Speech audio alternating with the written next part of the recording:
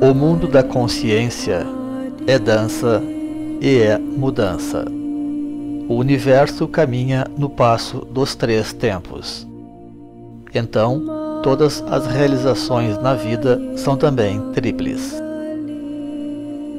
Representado antigamente pelas águas, o tempo é como o princípio feminino do cosmos. Alinhado a isto, o homem tem comumente 3 mulheres: mãe, esposa e filha.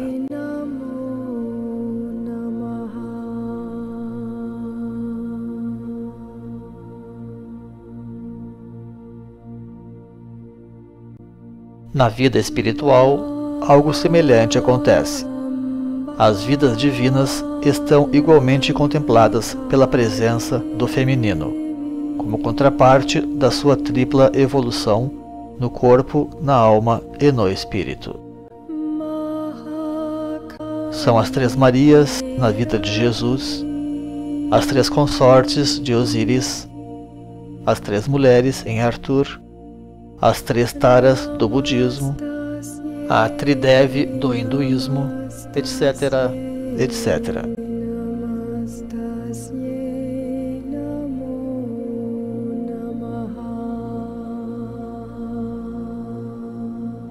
E com o projeto Rumo ao Sol não seria distinto, como movimento holístico e universal que fora e segue sendo. Então, agora vamos conhecer as 3 grandes mães do movimento que atuaram também nos 3 tempos do projeto, visto sob um certo ângulo histórico, ou seja, na preparação geral das consciências num plano maior, logo no amadurecimento dos espíritos para o movimento em si, e finalmente na verdadeira semeadura ou enraizamento das coisas já nas próprias terras destinadas. E nisto atuaram também como as 3 moiras ou parcas, que elaboram o destino das coisas, nem sempre bem conhecidas, bem compreendidas ou sequer bem aceitas, mas sempre importantes e influentes num plano maior.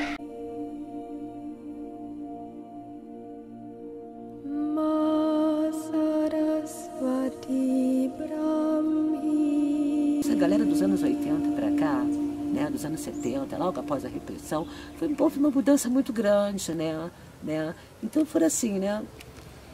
Jovens universitários que resolveram assim, virar a casaca, chega. Tudo era em cima de uma profecia que o Sul ia desaparecer. 1980, na época estava aquele movimento alternativo, 1970, 77, todo mundo muito doidão, todo mundo procurando uma maneira nova de vida. Astrologicamente foi escolhido no final de ano, porque o alinhamento já estava começando a acontecer. Né? Qual alinhamento? O grande alinhamento de 80, Saturno, Júpiter, ali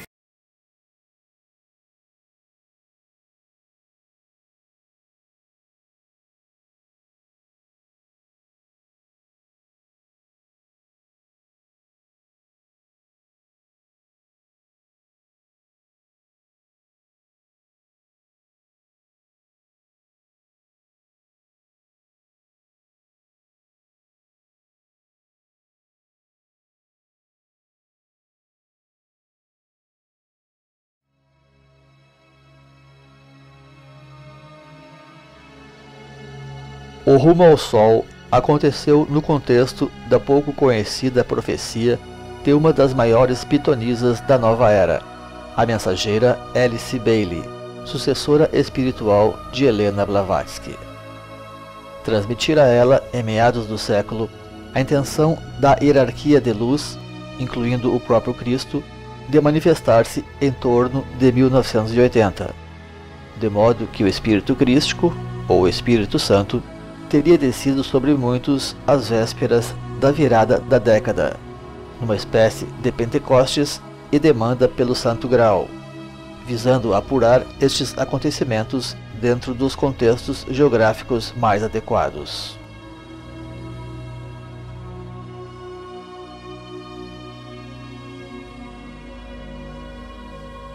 Este movimento difuso cristalizou-se então no projeto Rumo ao Sol, entre outras tantas importantes realizações no país e mundo afora. Conhecer o Rumo ao Sol é conhecer a própria alma de Alto Paraíso, uma cidade que ficou indelevelmente marcada pelos anos 80, quando foi descoberta para o mundo e teve uma certa refundação através da colonização alternativa, ainda que já houvessem ali alguns poucos e discretos pioneiros.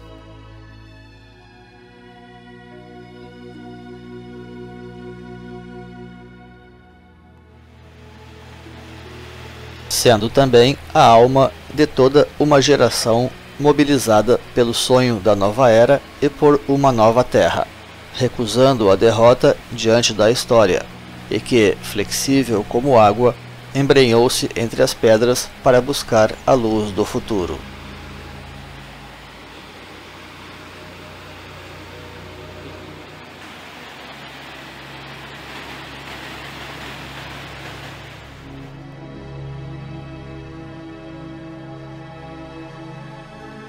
E porque um novo momento houvesse realmente chegado, pois o Rumo ao Sol em Alto Paraíso coincidiu com os esforços estaduais de desenvolvimento da região, através do Projeto Paraíso, a partir de 1981, visando transformar a Chapada num polo turístico e de produção industrial de frutas.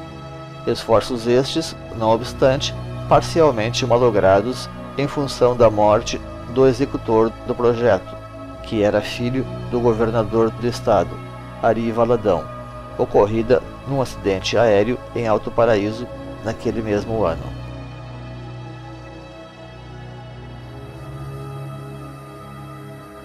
Alice Bailey foi transmissora dos mais altos saberes esotéricos práticos, atualizando criteriosamente os códigos de evolução humana, tratando com grande profundidade vários temas ocultistas, em obras não raro monumentais e com espírito didático, e não meramente apologético. A diferença entre Blavatsky e Bailey, não obstante serem bastante interligadas, é mais ou menos aquela existente entre um grande museu e um grande laboratório.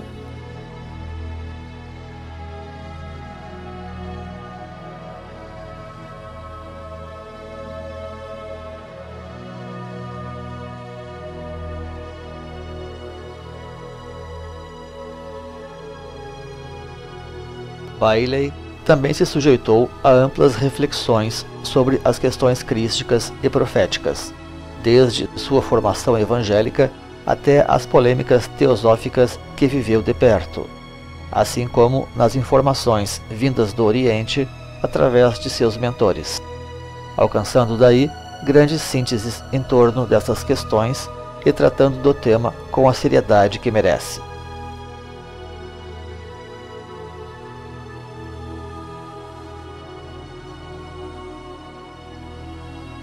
E aprofundou também a astrologia esotérica, sob vários ângulos, abrindo importantes portas de investigação, como veremos melhor na continuidade.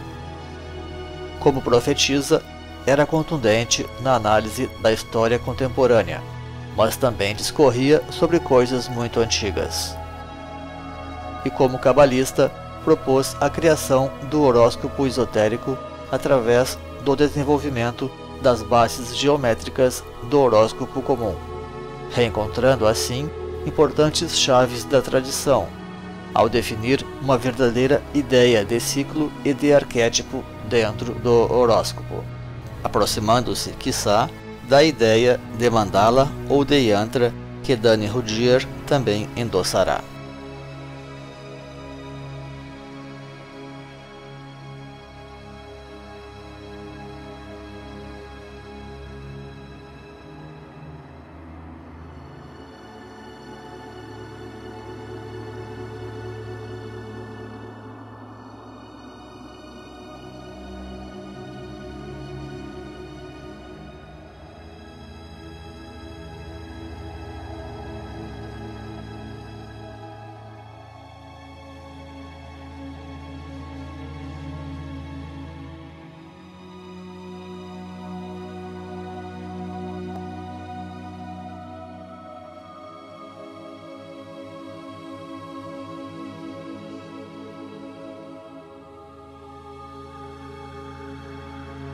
Foi então transmissora da existência do plano da hierarquia de preparação para a nova era, o qual seria coordenado pelo mestre tibetano Djwhal Khul, como representante ou porta-voz de outro grande mestre da loja branca, chamado Kutumi, de segundo raio ou amor-sabedoria, o qual teria contratado pessoalmente Alice Bailey para encomendar a fabulosa série de escritos que deveria transmitir.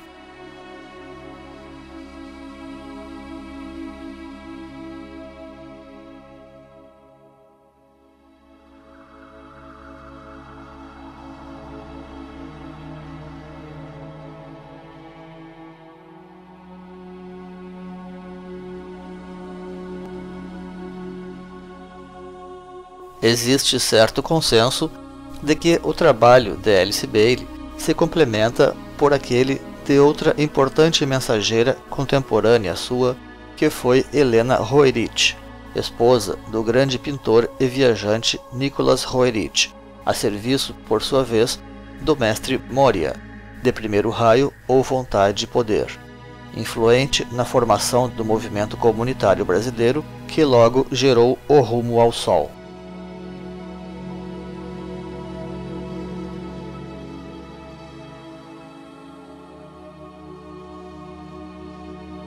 Alice Bailey foi uma verdadeira autoridade nos temas da nova era e uma autêntica profetisa, porquanto preparou e fomentou as coisas neste sentido, impulsionando e dignificando com maestria o conceito de nova era.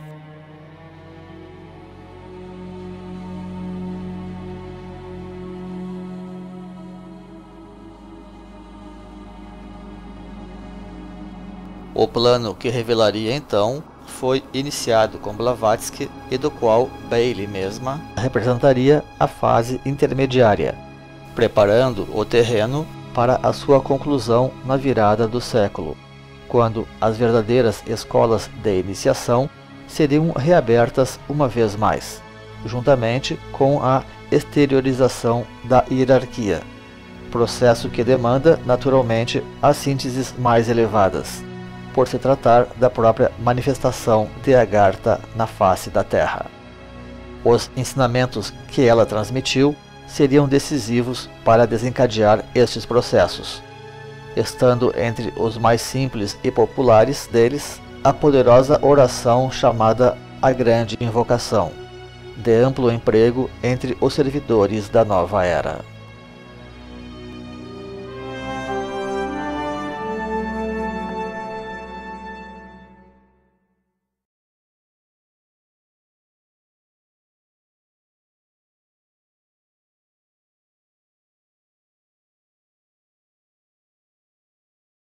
Astróloga eminente que era Emma de Macheville, era uma inspiradora de todos nós na época que estudávamos astrologia e tudo. Eu conheci a Dona Emi, tá? Aliás, ela me deu o passaporte para ir para lá. Eu falei para ela que eu ia, ela me mostrou todo o álbum. Eu já andei por lá. Eles moraram em Cristalina quando vieram. Ela me mostrou aquelas fotos, aquelas coisas, todas aí deu. Então a coisa mágica, ela estava sempre presente.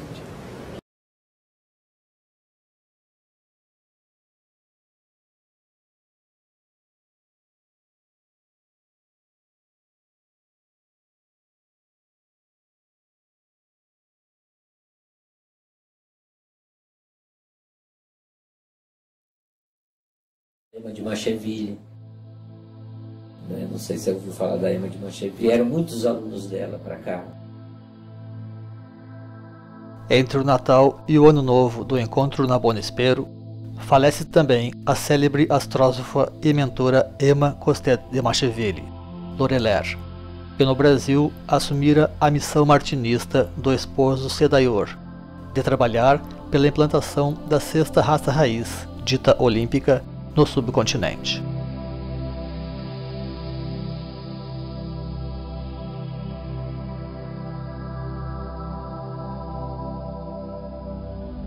O valor 6 está relacionado a Júpiter, donde a natureza olímpica desta raça nascente, a parte a ver em Aquário a regência clássica de Saturno, o primeiro dos deuses olímpicos.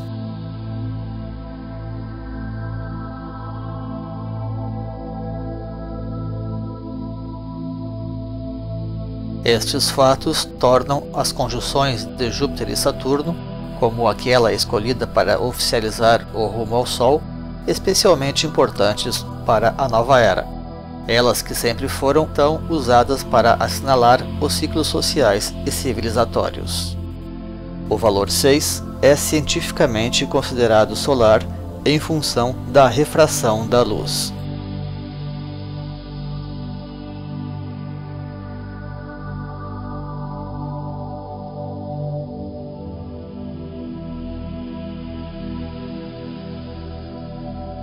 A bandeira do rumo ao Sol deixa claro a força da influência de Dona Emi nestes propósitos, assinalando assim a importante combinação entre a questão astrológica e a realidade geográfica, incluída através do arco-íris incaico, assim como da espiritualidade através do sagrado Bija Om.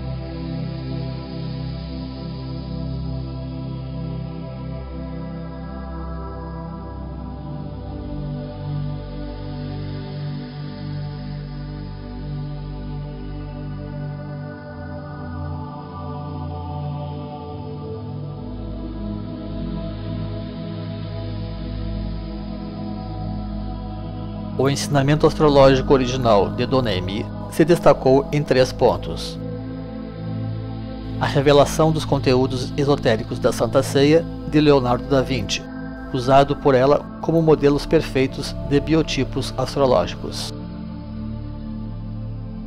a filosofia de luz e sombra, onde as carências de um signo são compensadas pelas virtudes do signo oposto, uma chave de harmonias de amplo emprego, como se supõe. Uma abordagem mais precisa, profunda e científica da astrologia mundial, detalhando vários aspectos das eras astrológicas.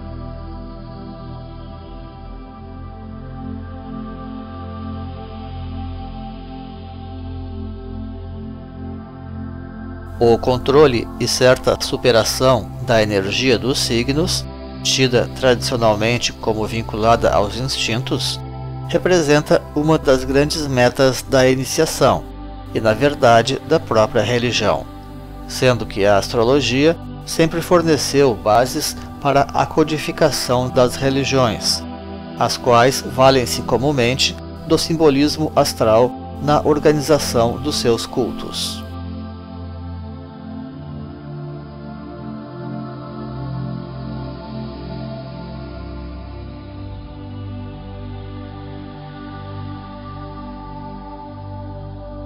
A filosofia de luz e sombra fornece importantes substratos nesta direção, que deve ser completada, no entanto, pelas práticas espirituais, como as yogas e a própria ritualística, que representam outros grandes princípios do martinismo. Esta ideia da astrologia e da yoga serem os pilares da iniciação está muito presente, ademais, na grande fraternidade universal, que representa uma derivação martinista com a qual Dona Emi mantinha um vínculo muito próximo.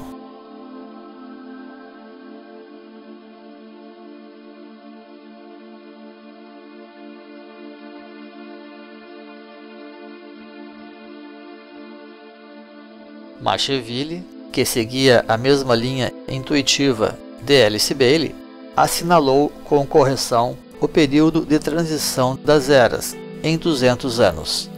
Trata-se, pois, do fractal, ou aqueles 10% do ciclo empregado por tantas tradições e calendários para este mesmo propósito, sendo este, ademais, um dos importantes ciclos de conjunções elementais de Júpiter e Saturno para efeitos sociais.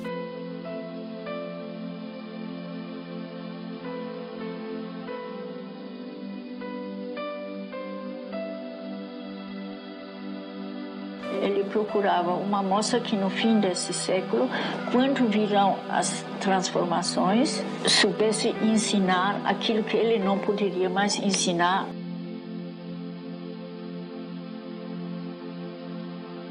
Hoje sabemos claramente, sob a luz mais objetiva dos saberes pré-colombianos e maianistas, que a data de 2012 dos maias, trazendo a sexta era solar, corresponde à mesma sexta raça raiz dos teósofos e dos próprios martinistas.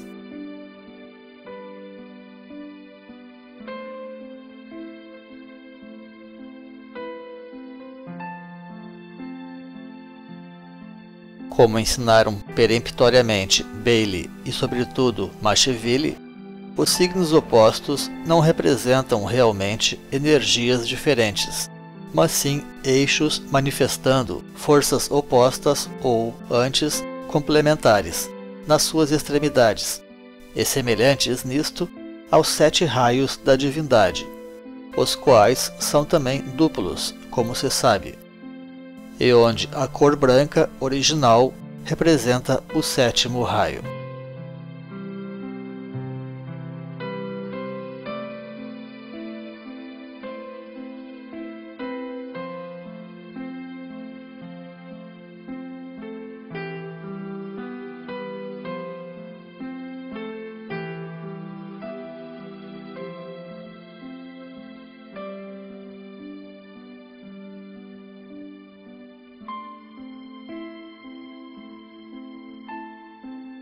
Emma de Macheville foi também uma precursora do movimento de comunidades no Brasil e no mundo, pois, após ter vivido quando jovem em Monte Verità, na Europa, famosa comunidade naturista de Ascona, criada na virada do século XX por sua tia Ida Hoffmann, onde passaram centenas de intelectuais, artistas e místicos, entre eles Alice Bailey, veio em 1925 com Hoffmann para o Brasil, onde logo criaram uma comunidade naturista e espiritualista, com remanescentes do Monte Verità, em Goiás, na cidade de Cristalina, a segunda mais alta do estado, logo depois de Alto Paraíso, e já famosa internacionalmente por sua produção de cristais.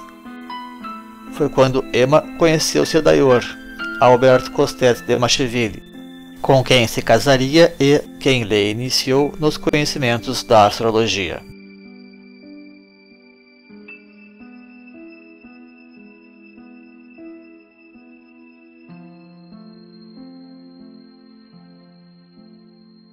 Se as pessoas conhecessem a possibilidade de fazer horóscopos também da morte dos indivíduos, saberiam que alguns estão destinados a se tornar estrelas prontamente. O horóscopo do falecimento de Dona Emma é muito semelhante ao do Rumo ao Sol, traçado apenas 4 dias após o falecimento da mestra.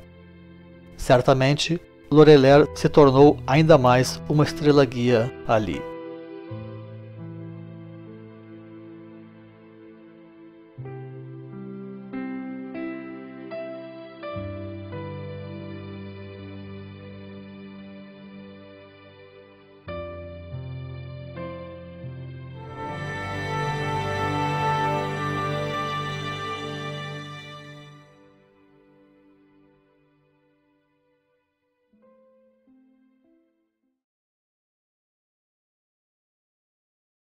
Primeiro 3 pessoas para cá, para conhecer o lugar e conseguir entrar em contato com o Veloso, na Bonespero, que é uma fazenda esperantista.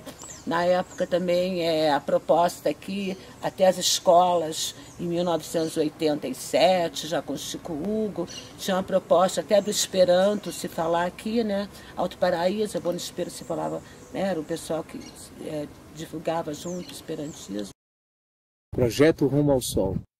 E realmente agregou aí umas 40 pessoas que se assentaram com base precária inicialmente na fazenda Bonespero, trabalho dos esperantistas, e aí começamos. Não tinha o foco do Márcio, tinha a Fraternidade, que nós ainda não tínhamos muito contato, e a Bonespero, né, como algo espiritual. Assim. E ninguém sabia disso. A gente encontrou isso já pronto.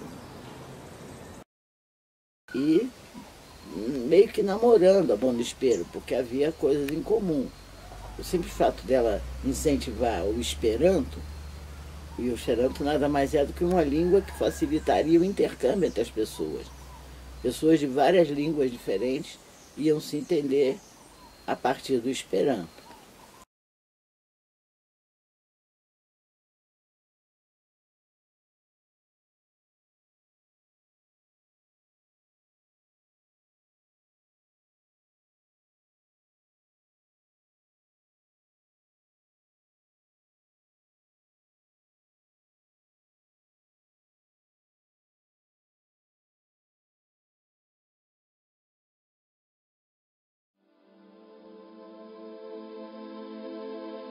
Uma coincidência selou o destino de muitos, quando um grupo de esperantistas de Recife lançou-se no ano de 1957 rumo ao Brasil Central, na busca de um lugar para estabelecer uma colônia educacional e difundir suas ideias de paz e de universalismo.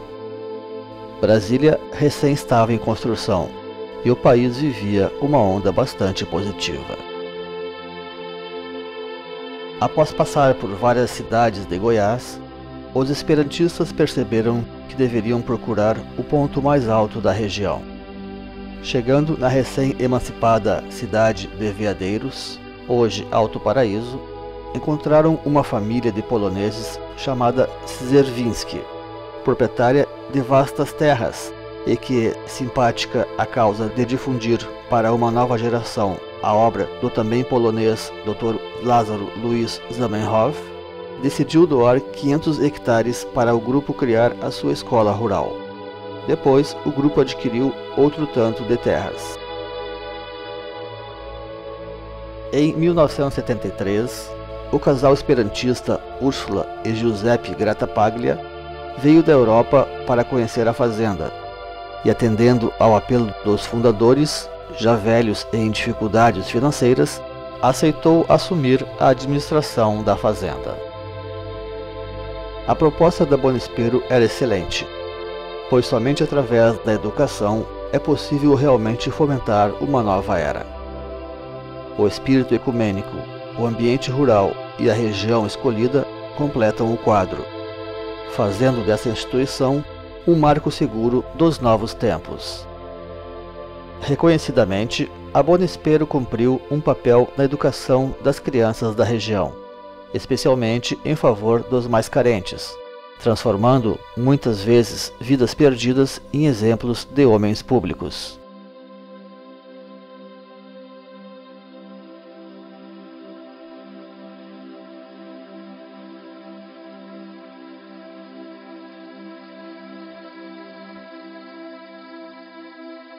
A Fazenda Bonespero termo que significa Boa Esperança, era também expectante.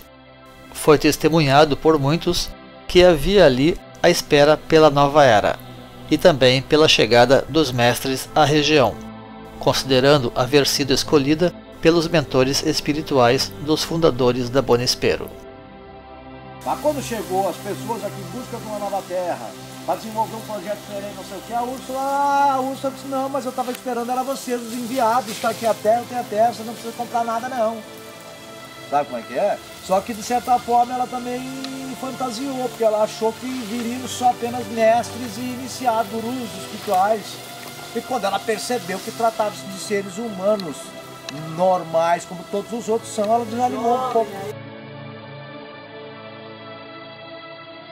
Um evangelista chamado Mário Persona, que esteve ali por algum tempo e depois deu muito apoio ao Rumo ao Sol, na esperança de converter as pessoas e também por ser ele mesmo um alternativo convertido, declarou ter ouvido este tipo de confissão por parte dos antigos fundadores brasileiros desta fazenda.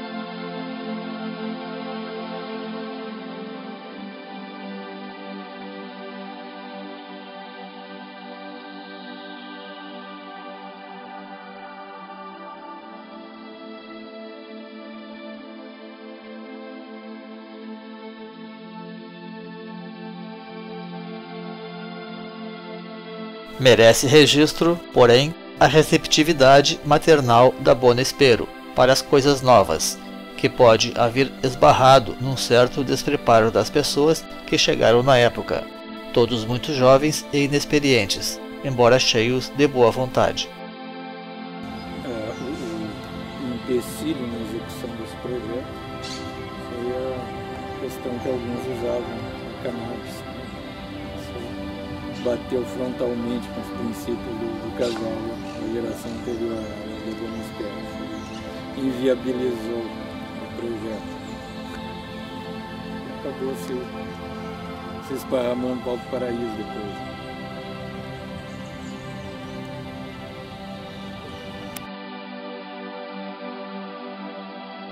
A Bonespero surge assim como mais um sinal sobre esta poderosa região, trazendo a disposição de preparar o terreno para aqueles que devem chegar, e mantendo sempre a esperança, apesar de tudo, como uma verdadeira mãe de Agartha.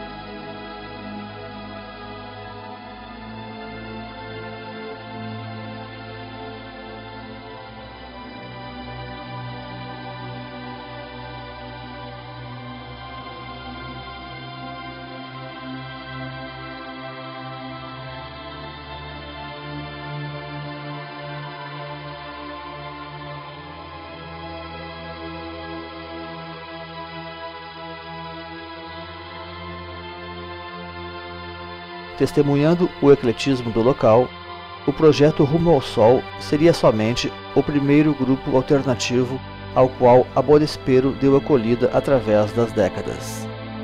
O mesmo ocorreu com a Omibram, a Fundação Arcádia e o Projeto Êxodos, entre vários outros.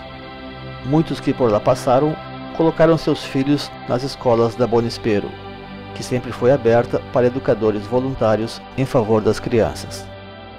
E depois se inspiraram nas ideias desta fazenda quando buscaram meios para interagir com a cidade de Alto Paraíso. A Bonespero foi, para todos eles, um porto seguro entre um mundo que se desfaz e outro que ainda necessita ser criado.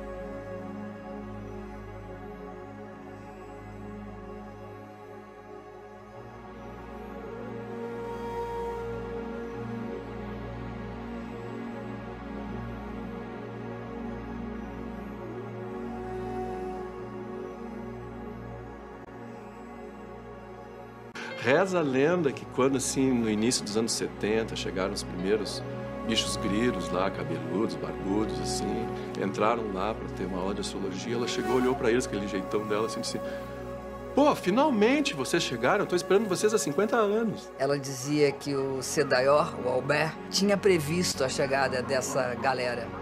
A galera que ia se alimentar apenas de frutas, vegetais.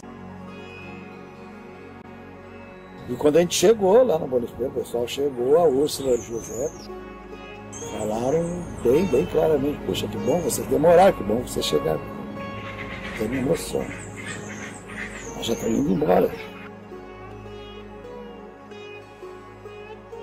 Então a coisa já estava para acontecer mesmo.